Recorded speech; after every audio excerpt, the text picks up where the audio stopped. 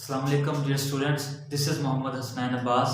जी students, हम बात कर रहे हैं चैप्टर नंबर 6 के ऊपर। आज इस लेक्चर के अंदर हम एक्सरसाइज 6.2 के कुछ क्वेश्चंस को डिस्कस करेंगे। एक्सरसाइज 6.2 जो कि अरिथमेटिक मीन, मीडियन और मॉड के रिलेटेड है, तो इसी के रिलेटेड हम कुछ क्वेश्चंस को डिस्कस करेंगे। सबसे पहले अरिथमेटिक मीन क्या होता है, और इसी के रिलेटेड हमारे पास क्वेश्चन नंबर 3 है, फाइंड अरिथमेटिक मीन। उसने हमें जो है कुछ ऑब्जर्वेशन दिए हुए होती हैं।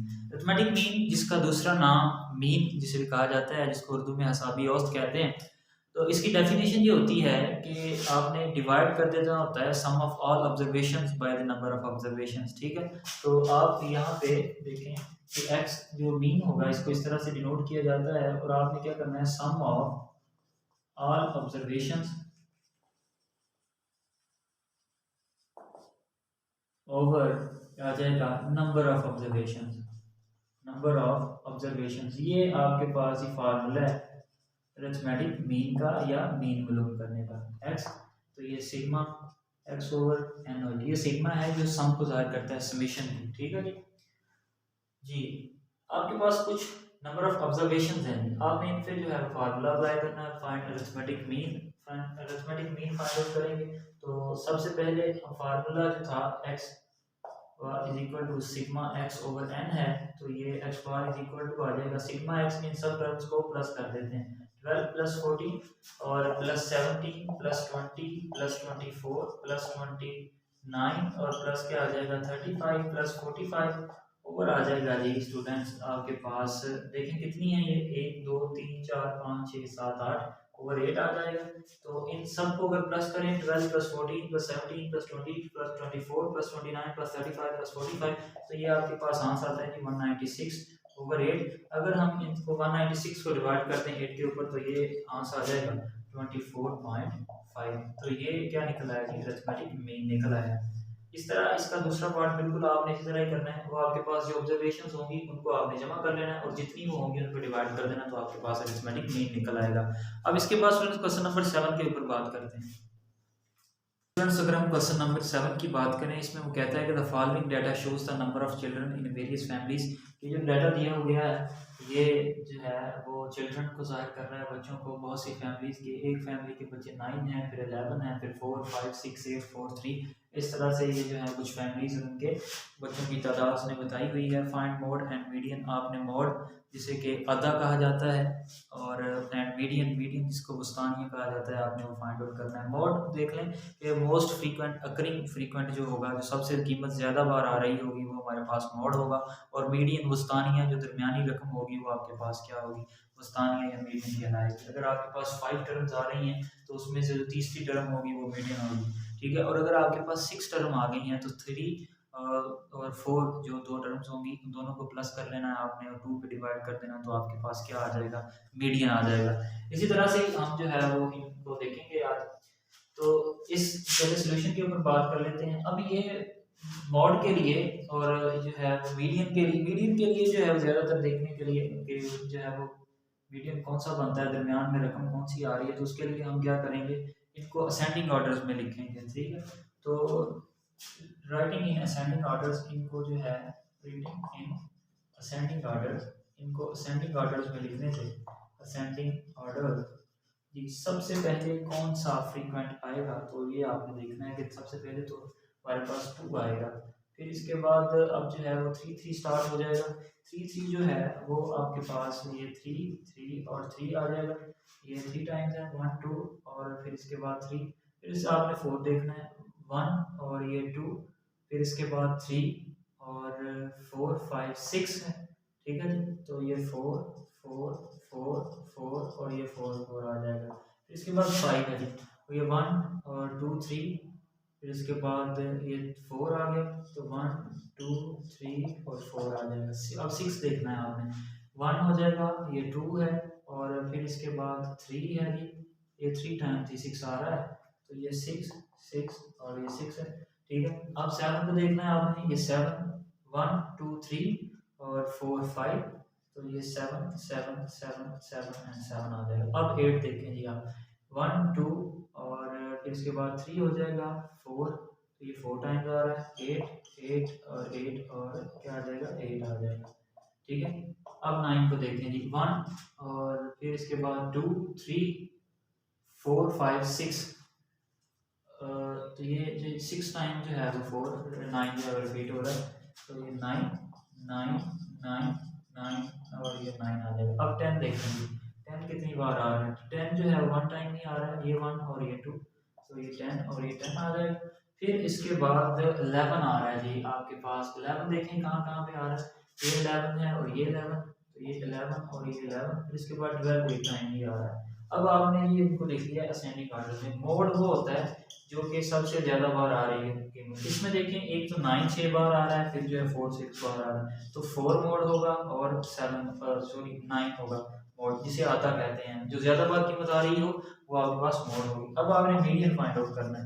मीडियन देखें तो ये आपके पास टोटल टर्म्स जो हैं वो इनको जो है वो काउंट करें आप, तो ये 38 टर्म्स बनती हैं, ठीक है। 38 जो रकमें हैं वो आपके पास बन रही हैं। अब 38 रकमों का जो है वो वस्तानिया निकालना थोड़ा सा मुश्किल है क्योंकि जुफ्त हैं, तो हम ऐसा करेंगे जो इनको 19 दो बार 38 होता है आपके पास, ठीक है। तो जो आपके पास टर्म 19वीं होगी और जो 20 टर्म होगी उन दोनों को जमा करके 2 पे डिवाइड कर देंगे, ठीक है। 19th प्लस 20th जो टर्म है, ठीक है, उसको हम क्या करेंगे 2 पे डिवाइड कर देंगे। 19वीं टर्म कौन सी है, जरा देखें आप, 1 2 3 4 5 6 7 8 9 10 11 12 13 14 और 15 16 17 18 19 और ये 20। तो आप ऐसा करें 7 प्लस 7 करें ओवर 2, तो ये 14 ओवर 2 आ जाएगा, तो ये आपके पास क्या आ जाएगा 7। तो मॉड क्या आ गया 4 और 9 और मीडियन क्या आ गया इसका 7। तो इस तरह से आप बहुत से क्वेश्चंस के मॉड और मीडियन निकाल सकते हैं। मीन की बात हो गई कि वो सम होता है और उनको नंबर ऑफ ऑब्जर्वेशन पे डिवाइड करते हैं तो मीन आ जाएगा। और मॉड होता है जी मोस्ट फ्रीक्वेंट अकरिंग, जो आपके पास सबसे ज़्यादा बार रकम आ रही है वो मॉड हो जाएगा। और मीडियन क्या होता है वस्तानिया, जो कि वस्त में आ रहा होता है। अगर आपके पास तादाद हैं तो आपके पास जो दरमियान में होगा वो आपके पास मीडियन होगा, और अगर जुफ्त हैं तो आपने दरमियान वाली दो को लेके उनको प्लस करके 2 पे डिवाइड कर देना, तो आपके पास मीडियन निकल आएगा। अब इसके बाद इसके नेक्स्ट क्वेश्चन के ऊपर बात करते हैं।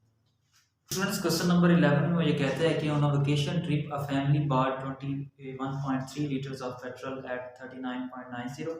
एक फैमिली है जी वो ट्रिप पे गई हुई है, ठीक है, और फिर वो जाने के लिए ख़रीदती है 21.3 लीटर पेट्रोल, कितने में जो है वो 39.90 पर लीटर ख़रीदती है, ठीक है।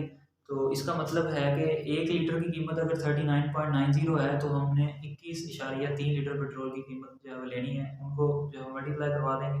फिर इसके बाद 18.7 लीटर खरीदा, फिर वो कितने में जी 42.90 में, और फिर इसके बाद 23.5 खरीदा उन्होंने और कितने में 40.90 में।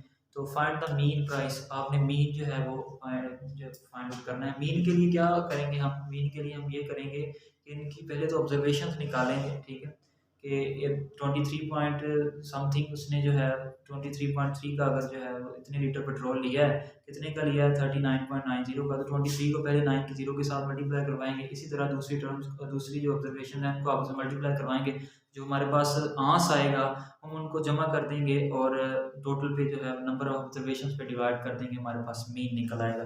तो यहाँ पे एक्स क्या होगा हमारे पास, एक्स जो है वो पर लीटर पेट्रोल होगा जितना उन्होंने लिया। पहले उन्होंने लिया था 21.3 लिया था, फिर उसके बाद उन्होंने पेट्रोल लिया जी 18.7 और फिर इसके बाद उन्होंने पेट्रोल लिया था 23.5, ठीक है जी।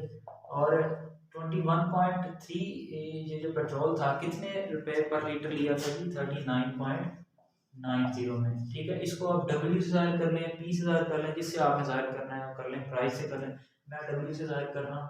तो 18.7 है, तो 18.7 कितने का लिया था जी 2.90 का, फिर इसके बाद उन्होंने 40.90 का लिया जी 90 का। अब आपने क्या करना है, 1 लीटर की कीमत जो है वो इतनी है, उन्होंने 21,000 या 3 लीटर लिया था, तो एक्स डब्ल्यू पहले भी जो है वो हम मालूम करें, ठीक है जी।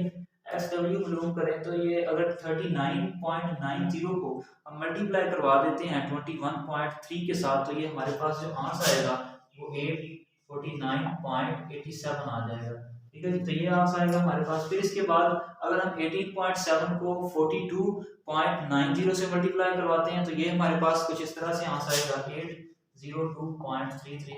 और अगर हम 23.5 है इसको मल्टीप्लाई करवा दिया है 40.90 के साथ, तो ये हमारे पास आंसर आएगा ये 961.15।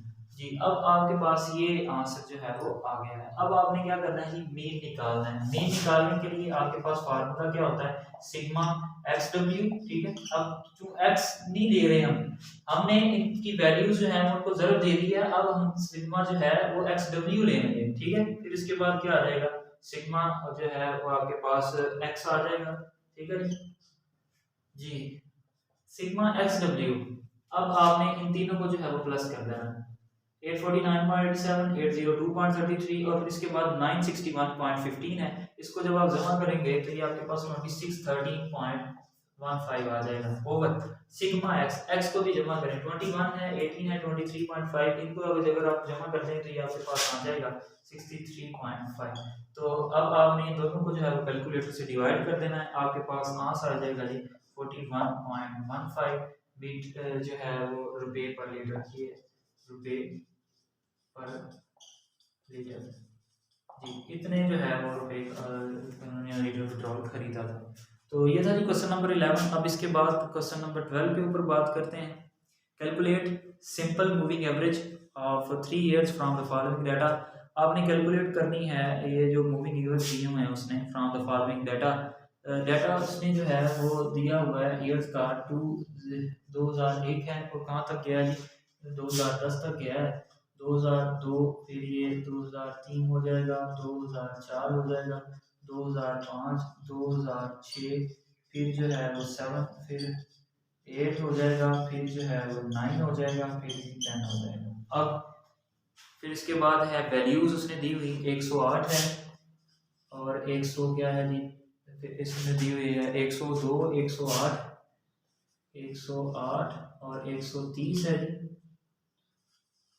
फिर इसके बाद है 140, 158, 140 है, 158 है, और फिर 180, 196, 180, 196 और 210 है, 220 है, फिर इसके बाद क्या है जी 230 है जी। आपने क्या करना है, आपने simple moving average of 3 years निकालनी है। अब आप पहले के 3 जो इयर्स है इनको टोटल जो है वो मूविंग निकालेंगे, फिर इनके बाद इनको इनकी एवरेज निकालेंगे। 3 इयर्स जो मूविंग होगी टोटल वो कैसे होगी जी, हम ऐसे करना है कि ये जो आपके पास वैल्यूज दी हुई है ना, इनको हमने जो है वो 3-3 करके प्लस करते जाना है। 3 इयर्स हैं, पहले साल की ये है, दूसरे की ये है, तीसरे की ये है, तो पहले की तो ऐसी रहेगी क्योंकि पहली 3 ही बन गई। अब अगर हम 1, 2, 3 इन तीनों को लेते हैं तो 102, 108 और 130 इन तीनों को जो है वो हम जमा कर दें तो ये हमारे पास आंसर क्या आएगा, ये आंसर आएगा कि 340। ठीक है, फिर इसके बाद अगले 3 आपने जमा कर देने, ये 3, 1, 2 एंड 3। जब 108, 130 और 140 को जो है वो आप प्लस करेंगे तो ये आपके पास 378 आ जाएगा। ठीक है, इसके बाद आपने अगले 3 जो है वो प्लस कर देने हैं। इसी तरह आपने अगले 3 करके जो है वो प्लस करते जाना है।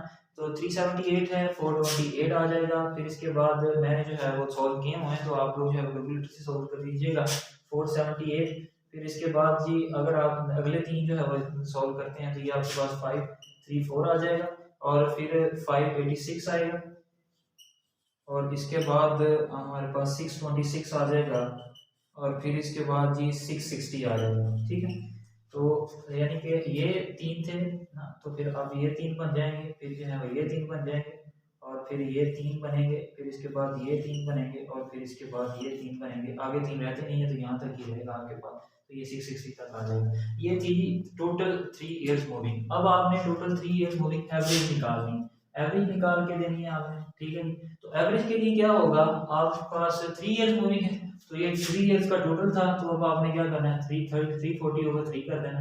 ठीक है, इधर 378 ओवर 3 कर देना, इसी तरह 428 ओवर 3 कर देना, 478 ओवर 3 कर देना, 534 ओवर 3 आ जाएगा, 586 ओवर 3 और 626 ओवर 3 और इसी तरह 660 ओवर 3। इनको डिवाइड कर दें, आपके पास जो आंसर आएगा वो 3 इयर्स मूविंग एवरेज होगी।